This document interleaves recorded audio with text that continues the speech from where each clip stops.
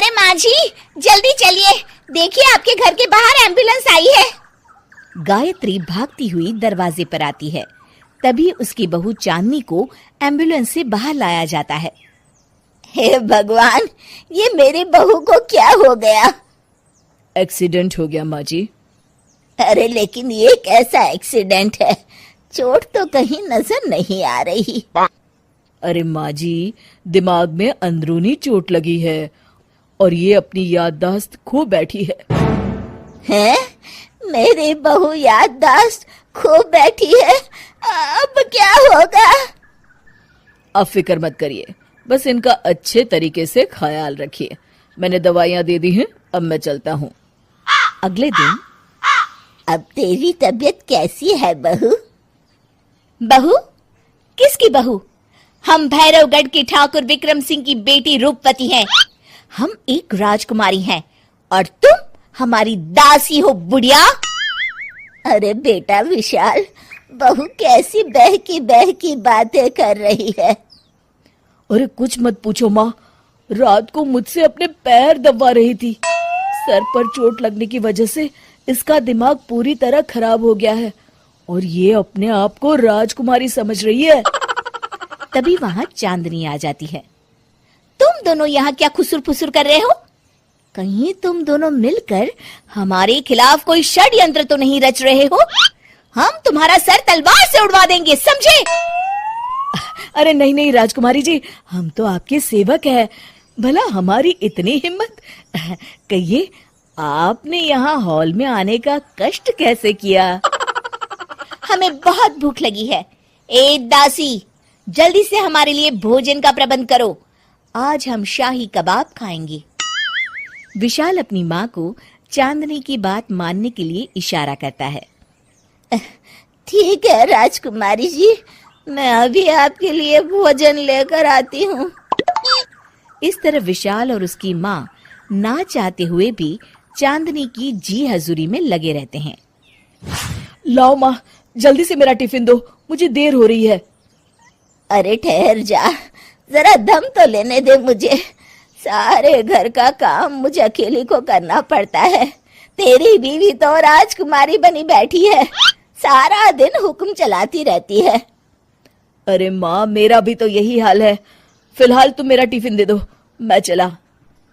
रुको, कहाँ जा रहे हो? अरे मर गया रे, ये कहाँ से आ धमकी? आज हमारा जुहू चौपाटी घूमने का मूड है और हमें अपने लिए नई साड़ियाँ भी खरीदनी है।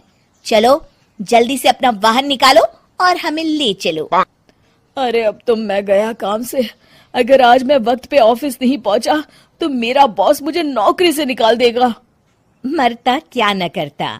आखिरकार विशाल चांदनी को घुमाने ले जाता है और चांदनी अपने लिए ढेर सारी शॉपिंग भी करती है। ए दासी, टीवी पर कपिल शर्मा के आने का समय हो गया है, जल्दी से टीवी शुरू करो। अरे वाह, कपिल शर्मा तुझे याद है, बाकी कुछ याद नहीं। बहू तू तो बड़ी चालू लगती है, अपने फायदे की हर चीज तुझे याद रहती है। मैं तो तेरी इस अजीब बीमारी से परेशान हो गई हूँ। अगले दिन, अरे डॉक्टर साहब, आप इतने दिन से मेरी बहू का इलाज कर रहे हैं, लेकिन उसकी बीमारी तो सुधरने के बजाय और बढ़ती जा रही है। अरे माँ जी, ये दिमागी बीमारी है। बेचारी की याददाश्त चली गई है, वापस आने में थोड़ा वक्त तो लगेगा ही ना। गायत्री डॉक्टर से बात कर ही रही होती है कि तभी उसकी पुरानी सहेली शीला वहां आ जाती है। शीला को देख अचानक डॉक्टर घबरा जाते हैं।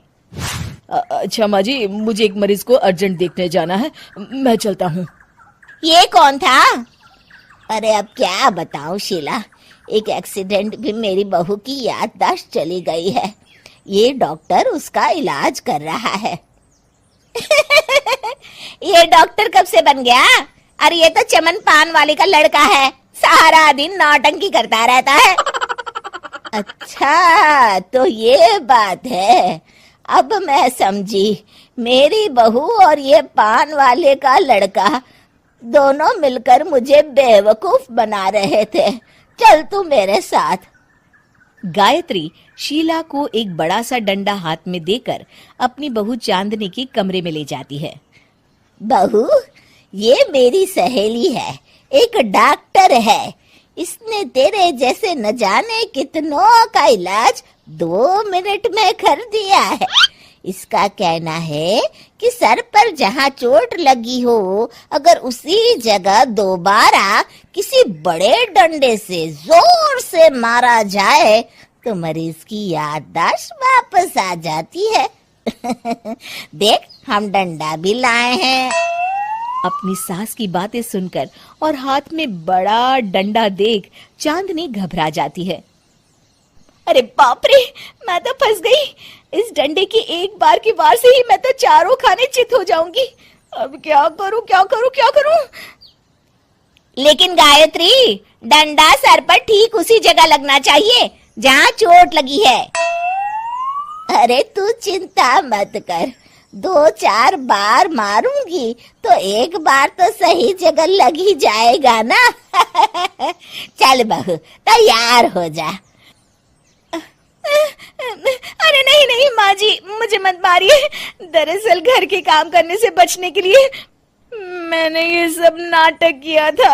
मुझे माफ कर दीजिए, मैं कान पकड़ती हूँ। दोबारा ऐसी गलती कभी नहीं करूंगी।